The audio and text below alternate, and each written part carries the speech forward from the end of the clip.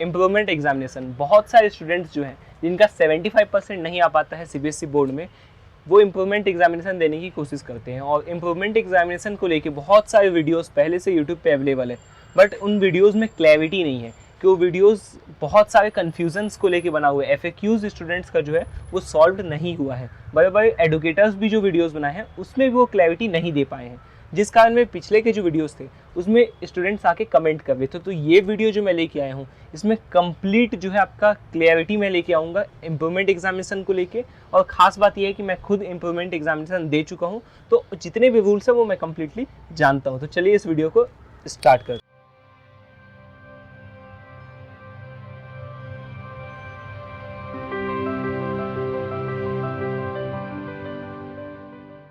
Improvement examination को पहले लेके ये डाउट आता है कि इम्प्रूवमेंट एग्जामिनेशन कब दे सकते हैं। तो basically improvement examination next 2 years तक दे सकते हैं। अगर आप फॉर एग्जांपल 2020 में अपना first time 12th board examination दिए थे तो ईयर 21 में भी आप दे सकते हैं और 22 में भी दे सकते हैं।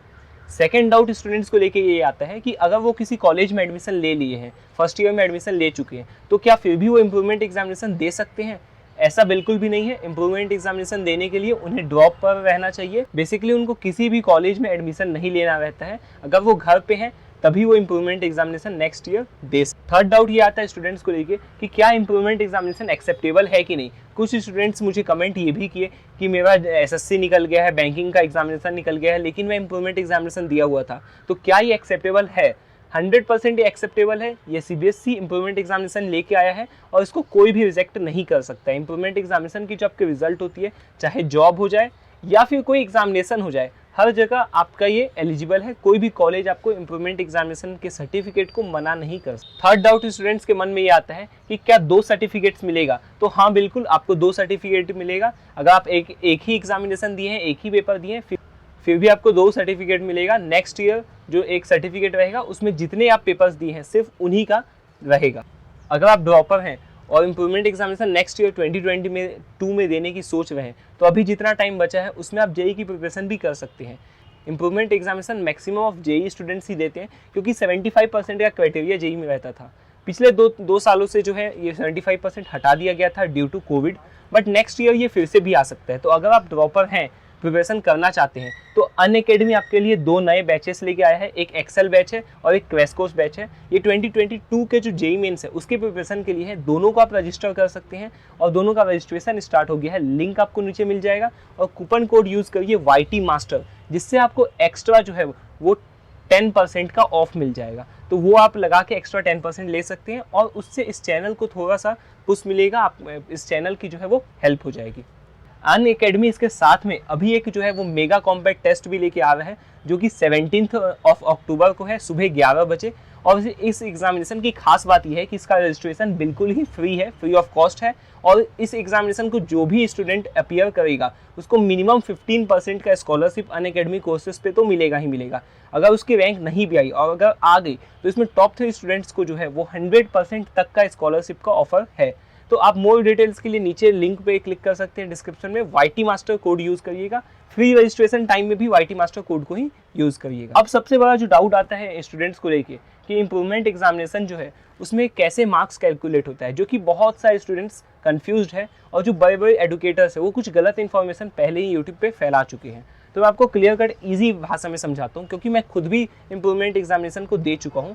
तो अगर इम्प्रूवमेंट एग्जामिनेशन में आप लेस देन 5 सब्जेक्ट्स देते हैं, मतलब आपके टोटल 5 में से 4, 3, 2, 1 कोई भी सब्जेक्ट देते हैं, तो वहाँ पे आपके बेस्ट ऑफ 2 काउंट किया जाएगा। अगर आप मैथ्स के पेपर को सिर्फ दे रहे हैं, तो मैथ्स का जो नया पेपर आप दिए हैं उसमें अगर आपका लास्ट ईयर से ज़्यादा है तो आपके इस नंबर को काउंट किया जाएगा मैथ्स में, और बाकी 4 सब्जेक्ट्स पुराने वाले काउंट होंगे। लेकिन यहाँ पे एक ट्विस्ट है, अगर आप 5 सब्जेक्ट देते हैं नेक्स्ट ईयर में भी, तो आपका जो नेक्स्ट ईयर का टोटल परसेंट है और लास्ट ईयर का जो टोटल परसेंट है उन दोनों में बेस्ट चूज़ किया जाएगा। ऐसा नहीं है कि हर सब्जेक्ट के जो बेस्ट मार्क्स है उनको कैलकुलेट किया जाएगा। तो ये एक मिसकॉन्सेप्शन है जो कि यूट्यूब पे पहले फैल चुका है, और ये इस मिसकॉन्सेप्शन से आप क्लियर रहिए कि आपका बेस्ट जो है, अगर 5 सब्जेक्ट दिए हैं तो बेस्ट स्कोर को चूज़ किया जाएगा जो टोटल मार्क्स आता है। आपके बेस्ट ऑफ सब्जेक्ट्स को वहाँ पे चूज़ नहीं किया जाएगा।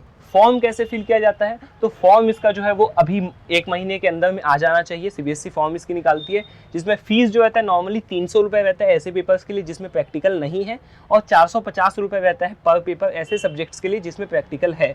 अब ये डाउट आता है प्रैक्टिकल वाले बात पे कि क्या प्रैक्टिकल एग्जामिनेशन फिर से देना होगा, तो बिल्कुल भी नहीं। प्रैक्टिकल आपका जो लास्ट ईयर का रहेगा वही नंबर फिर से आएगा। फिर डाउट ये आता है कि सीबीएसई 150 रुपये किस बात का लेती है, तो 150 रुपये जो सीबीएसई लेती है वो आपके पिछले साल को मार्क्स को यहाँ कॉपी करने का लिया जाता है। इंप्रूवमेंट एग्जामिनेशन में आपको देना पड़ता है प्रैक्टिकल का सिर्फ नंबर कॉपी करने का। अगर आपको ये टोटल इन्फॉर्मेशन अच्छा लगा तो प्लीज़ इस वीडियो को लाइक कर दीजिए, चैनल को सब्सक्राइब कर दीजिए, और अभी भी अगर कोई इंप्रूवमेंट एग्जामिनेशन से रिलेटेड डाउट है तो आप नीचे कमेंट कर सकते हैं, और चैनल को सब्सक्राइब करके और अपने फ्रेंड्स के साथ जो भी इंप्रूवमेंट एग्जामिनेशन देना चाहते हैं उनके साथ शेयर करिए, और जो क्लैरिटी के साथ सही इन्फॉर्मेशन है उनको आप ज़्यादा से ज़्यादा फैलाने की कोशिश करिए। आज के लिए धन्यवाद।